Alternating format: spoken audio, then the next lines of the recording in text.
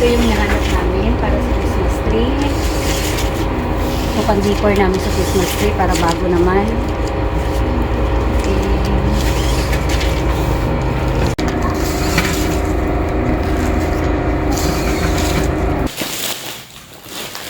So, nandito na tayo sa bahay. Karating lang namin. So, ito yung pinamili natin kanina. Sabisan natin.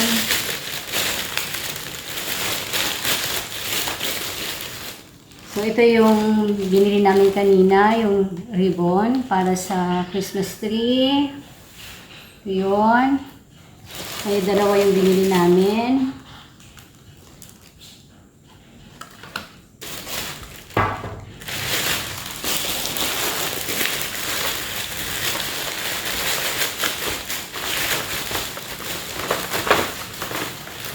Saka ito, binili natin kanina. Ito, crystal. Ang dagdag natin, nag-decor sa Christmas tree. So, 4 lang yung binili namin. Tapos, 6 ang laman sa isang pack nito. So, okay na to. Saka ito yung pang-cover para sa Christmas tree natin. Pang-cover niya sa baba, sa niya sa paa ng Christmas tree. Ayan.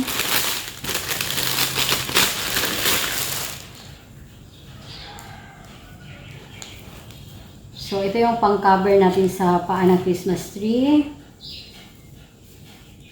Yan, guys. So, only 199.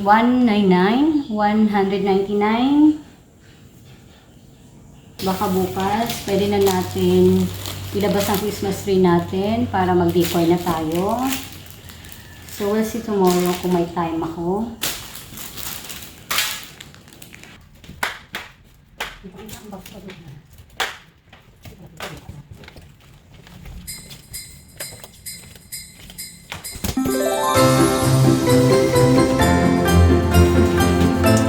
Mga Christmas balls na to ay hindi natin kailangan. Iba yung decor natin ngayon.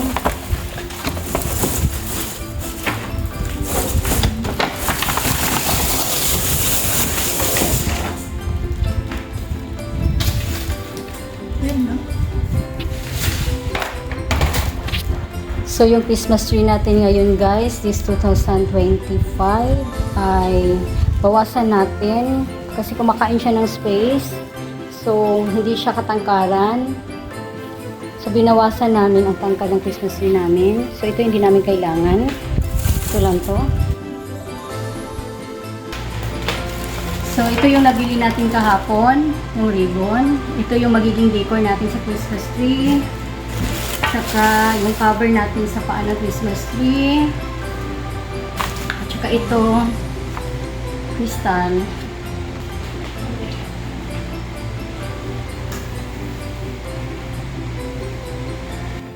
So, i-cover natin sa paa ng Christmas tree.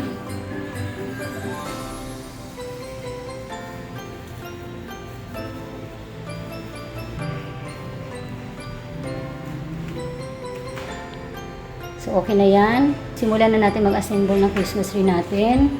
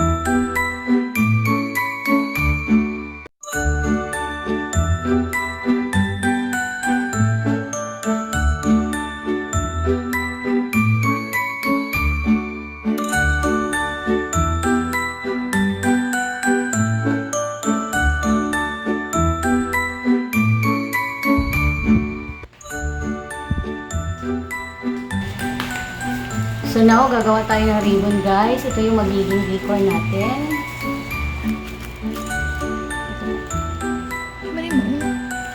So, ito yung nagawa namin. So, kulang pa yan. Dagdagan natin.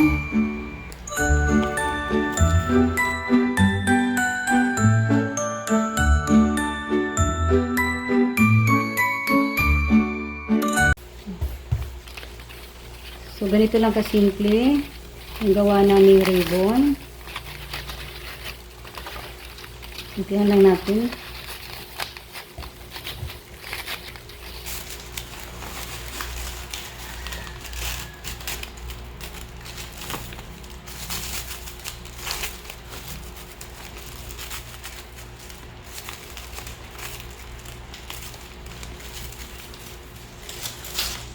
Ayan.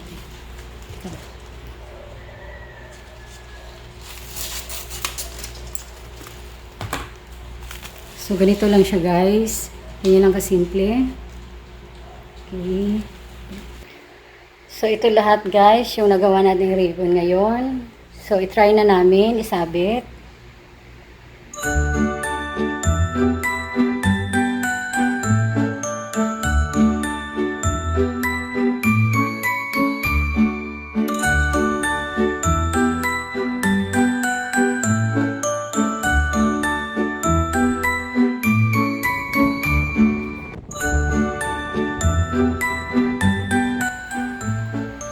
So, nilagyan muna namin ng tali ang kristal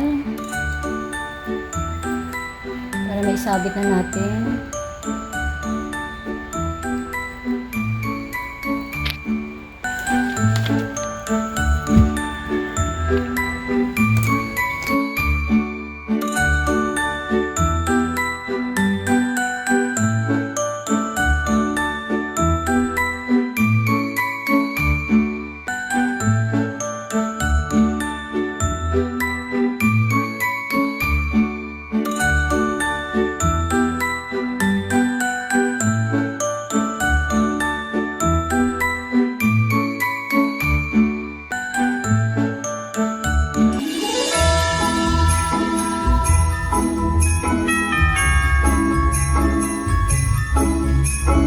So, ito na yung Christmas tree natin guys for this 2025. So, ganito na siya kasimple. So, ito na. So, hanggang dito na lang muna. And thanks for watching. Babu!